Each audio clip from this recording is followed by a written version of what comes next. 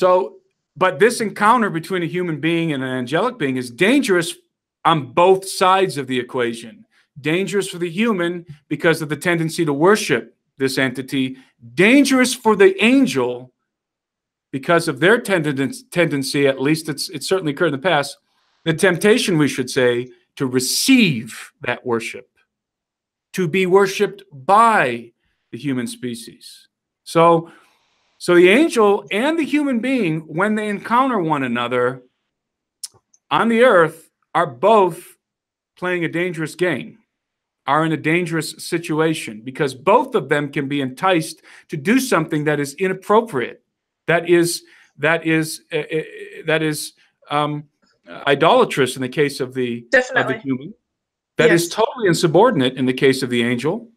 This is a dangerous interaction, and that's why it's so rare. By the way, God permits it, though. So rare. It is prohibited angels. Unless God sends a messenger to you. Then that being is sent to deliver a message, but it's not their own message. They are a courier. They are then functioning as an envoy from the king to you, delivering a message. But outside of that capacity, the interaction between the human race and what I call, again, the elder race is prohibited. It's definitely restricted. And so that's a component, that's a dynamic that not many people think about. And that is, it is part of the reason why the scriptures are ambiguous by design. That's part of the reason why. Yeah, no, that's really interesting. Concerning angels. Yes, like I would have thought about that, like that the encounter, the proximity, I never thought of that. But you're very right that when a human being sees something that they're not used to, that's exactly true. I did have a question. That's what happened with the Watchers. Exactly. The Watchers descended to the earth. They led the human race astray. Surely displaying their technology, their knowledge. The Watchers, these entities, the elder race, they have knowledge, scientific knowledge. It's not supernatural knowledge. It's not spiritual knowledge. It's scientific knowledge is what they have. But didn't in the Book of Jubilees, didn't one of them teach in the Book of Enoch, there were 7 different angels, one of which taught horoscopes, one of which taught abortions, one of which taught all these different things, right? So the horoscope is spiritual. Well, in the Book of Enoch, they taught, they taught, there's a general listing of the things that they taught. And I say it's general because in general, we could probably categorize these things as metallurgy, cosmology. They taught sorcery. They taught all kinds of things. And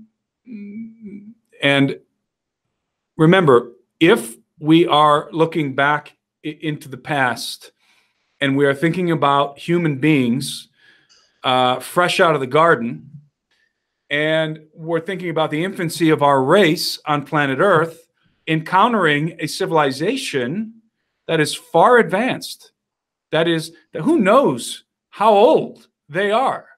They could be millions of years old. They could be billions of years old. They predate us, that's for sure. So, definitely. So we could be encountering, I mean, these human beings are encountering this advanced race, the Watchers. This is an illicit encounter. This is a prohibited encounter. And so we are therefore encountering their technology, their knowledge, the implements of their civilization. And I tend to think that that encounter resulted in much more than knowledge of the zodiac or in learning how to use lipstick and apply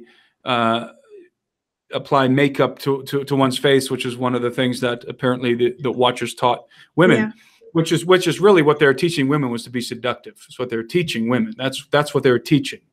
The sorcery, for example, that the Watchers taught, these might be general, these might be terms that are explaining something that's much more general. Sciences that that are more in line with what we understand today as science. In other words, the Watchers maybe were teaching all kinds of things that the writers didn't even know how to explain, that the writer, in this case, if it was Enoch, or maybe this was written in a post-flood context and remembering from the stories that came from the antediluvian world.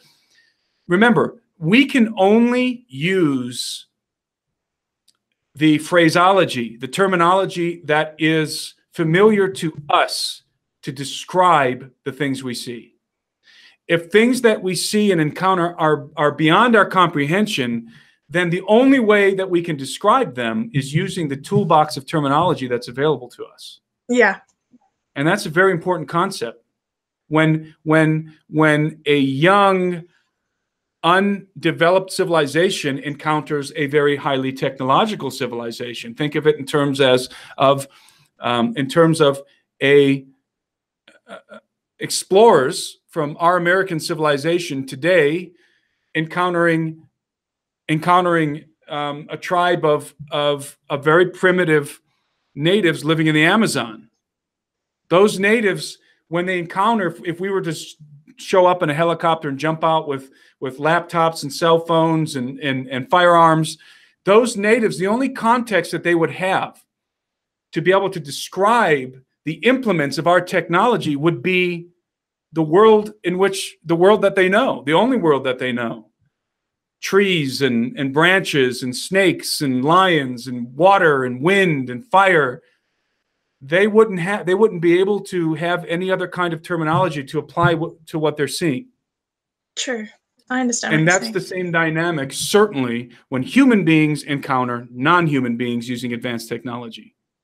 That's why you have descriptions of chariots, of fire and flying chariots and flaming swords in the Old Testament. Just before we wrap up, I was going to ask you, Ken Ham said something that I found quite interesting, something else. He said that it's very possible that the human race did not look the way it looks now. That, currently we have Asians, and Asians have black hair, the slanted eyes, soft features. You have black people that look a certain way. You have blonde hair, blue-eyed people. Then you have people like me, Latinos.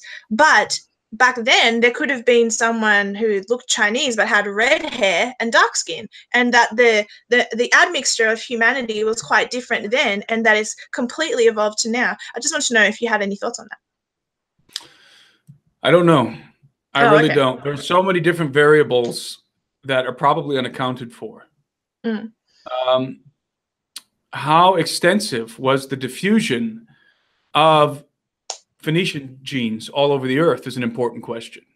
Because remember, among the Phoenicians was the remnant of the Rephaim, the remnant of the offspring of the Watchers. So as the Phoenicians are traveling all over the earth, and they did, they certainly traveled down through the Great Lakes and were all over the world. I know for a fact that they were in Peru a long time ago. So the Phoenicians are carrying with them the genetic trademarks of the Watchers to some degree. Maybe very few of those genes were actually present in their genomes, but they were present nonetheless, because these were the Canaanites. And so as they're going all over the earth, they're diffusing, they're spreading these genes around, because the Phoenicians would create trading colonies. They'd go in, they'd intermingle with the local populaces. They'd create trade colonies, and so that might have contributed to a lot of the variation in the human gene pool, as it pertains to the phenotypic expressions, the color of one's hair, stature, skin tone, and so forth. So I don't know.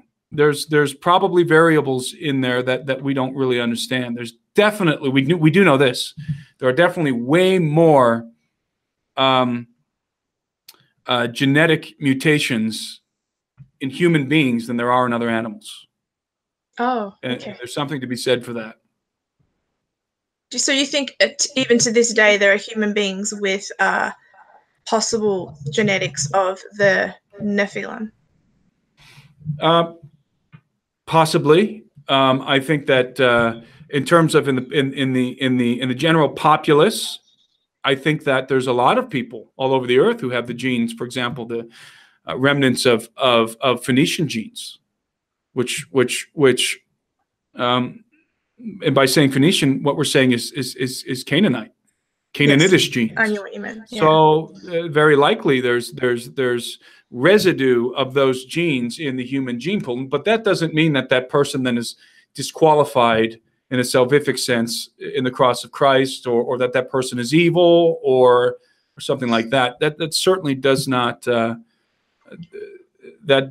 implicate that person in some kind of conspiracy, evil conspiracy, or malevolent origin. No, the person is fully human, but perhaps with some Canaanitish genes. And the trademarks of those genes, I think, are red hair, to some degree. Yeah.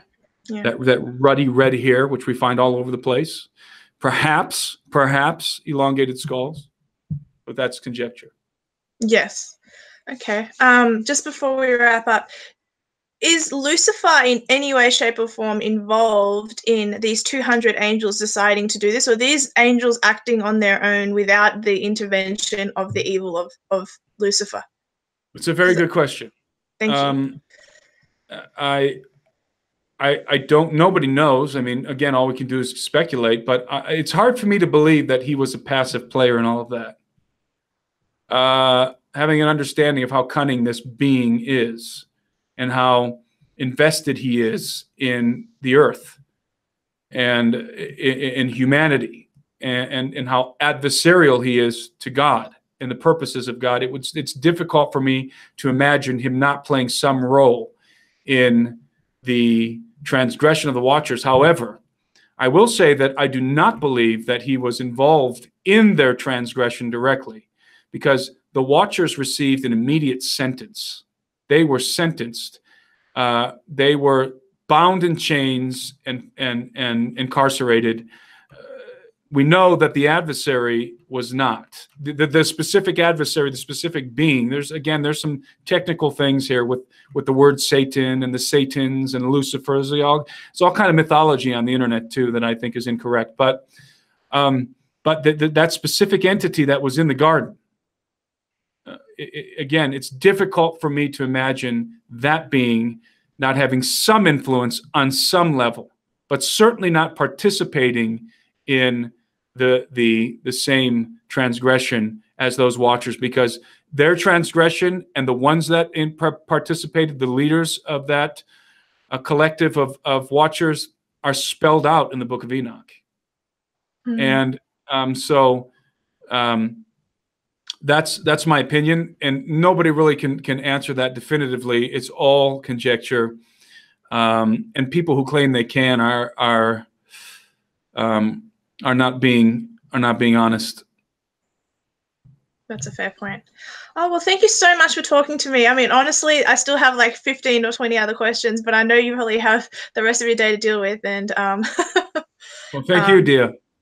Oh, no, I really appreciate it. It's very kind of you to come on, especially because you have no idea who I am. And I think it was extremely kind of you. But, you know, we brothers in Christ go stick together. It was my pleasure. And you got me by asking me in Spanish. So I know. And that's not to say that will ever work again. Yeah, so no one else better try. With you and me, but with other people that may not, that tactic may not work again. No, but honestly, though, it was my pleasure, and I've enjoyed this conversation. Oh yeah, me too, so much. I have a website up, timothyalberino.com. People can track with me on my website, can get updates about my book. If you're interested in my book, I was going to try and have it out before Christmas. That's looking unlikely at this point, but it will be coming sometime soon, and I'll be updating my subscribers periodically on the progress of that book and on other things as well. So they can go to timothyalberino.com for more information on the book, and there's other things on that website. And they can also track with me on Twitter, yes, at Timothy Alberino. So if people want to follow what I've been doing and stay up to date with what's going on, there's some very interesting things going on, by the way, in the way of expeditions and very interesting projects I have going on in Peru that people might be fascinated to learn about. So Timothy Alberino at Timothy Alberino on Twitter, and timothyalberino.com is my website. And yeah, I'm now a subscriber, and I also think people should get on board with all the Legends, the True Legends series. It's fantastic, which you directed and produced, correct? Yes, I hosted it, directed it, wrote it, and did a lot of the editing.